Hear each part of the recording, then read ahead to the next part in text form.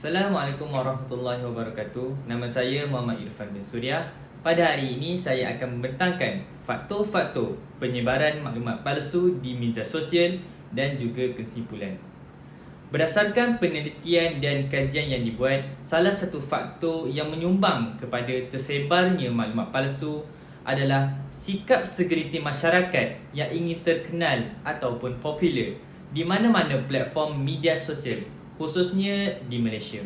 Ini kerana media sosial merupakan salah sebuah platform yang mudah untuk menarik perhatian pengguna internet.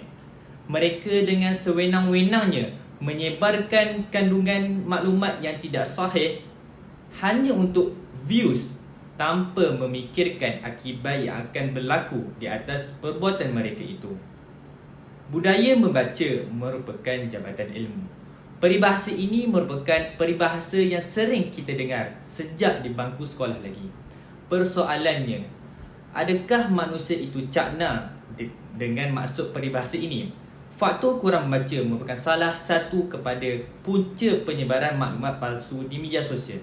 Ini kerana manusia tersebut tidak mengetahui kandungan maklumat yang mereka sebarkan itu adalah betul ataupun tidak. Mereka hanya fikir copy and paste di mana platform media sosial. Selain itu, apabila seorang itu kurang minat membaca, tahap pemikiran mereka akan cetek. Seterusnya akan mencetuskan ideologi yang berbagai sehingga tidak dapat membezakan di antara maklumat yang benar ataupun maklumat yang palsu. Seterusnya, menurut Ketua Jabatan Sekretari dan Kesihatan Mental Hospital Serdang berkata, kebanyakan penyebaran berita palsu dilakukan dengan sebab marah, kecewa dan tidak berpuas hati kepada sesuatu situasi, individu ataupun organisasi. Kesihatan mental bukanlah sesuatu yang boleh diabaikan kerana isu kesihatan mental meningkat sejak kebelakangan ini. Berdasarkan kajian yang dilakukan oleh Kementerian Kesihatan Malaysia mendapati bahawa pola kenaikan yang semakin menaik 2 kali ganda yang melibatkan kesihatan mental di Malaysia pada tahun 2020. Selain itu juga, sebuah penyelidikan yang dilakukan mengenai buli cyber ke atas pelajar daripada Universiti Malaysia Terengganu mendapati bahawa pelajar yang dibuli cenderung menyebarkan berita palsu kerana mereka mengalami tekanan jiwa. Maka dengan cara menyebarkan berita palsu dapat menjadikan mangsa tersebut mencapai tahap kepuasan dan juga tahap keseronokan. Faktor yang keempat ialah seseorang itu menyebarkan berita palsu kerana dibayar oleh individu yang tidak bertanggungjawab. Hal ini kerana mereka mahu menjatuhkan mana-mana pihak yang berkuasa pada ketika itu. Sebagai contoh, semasa pilihan raya presiden di Indonesia, ada setengah pihak yang mengupah beberapa orang untuk menyebarkan maklumat palsu mengenai pihak lawan dengan tujuan untuk menjatuhkan sesebuah parti. Disebabkan penyebaran berita palsu ini tidak terkawal oleh mana-mana pihak, maka tercetusnya demonstrasi di jalan raya sehingga menyebabkan angka kematian di Jakarta. Jika kita lihat di Malaysia pula, perang saraf media oleh parti politik yang sanggup membayar bagi menyebarkan maklumat salah berkenaan lawan telah mencemarkan suasana demokrasi di Malaysia. Terdapat juga segelintir manusia yang tidak bermoral yang sanggup menawarkan perkhidmatan menyebarkan berita palsu bagi mengauk keuntungan dengan jalan mudah tanpa memikirkan kesan negatif yang akan berlaku terhadap masyarakat.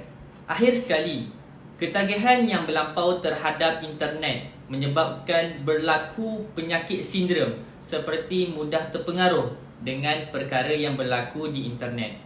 Internet seharusnya menjadi lubuk ilmu, namun ilmu itu tidak datang bergolek. Sekiranya aspek pemahaman didorong akal cerdas serta boleh memisahkan logik dalam otak manusia.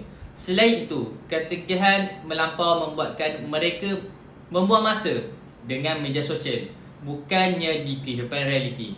Kesannya menurut psikologi, mereka mudah terpedaya dengan kenyataan di internet, justru membawa kepada tindakan penyebaran berita palsu.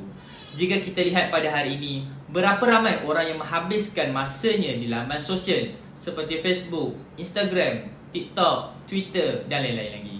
Sedar tak sedar, ia membuka ruang elemen yang buruk sehingga terlupa tentang etika moral dan larangan agama. Maka berlakulah keji-mengeji antara satu sama lain disebabkan perkara-perkara remeh sehingga boleh mengaibkan seseorang itu. Secara kesimpulannya, dapatlah kita fahami bahawa media sosial merupakan alat telekomunikasi yang penting pada era kini. Penyebaran berita dan maklumat melalui media sosial perlu digunakan sebaiknya kerana ia merupakan sebuah teknologi yang wujud untuk kemaslahatan semua masyarakat. Tanggungjawab semasa menggunakan media sosial mestilah diterapkan dalam diri seseorang bagi mewujudkan pengguna media sosial yang beretika dalam setiap membuat keputusan dan tindakan. Berdasarkan firman Allah Subhanahu wa taala, "Walladzina yu'zunal mu'minina wal mu'minat bighairi maktasabu faqad ihtamalu buhtanan wa isman mubina."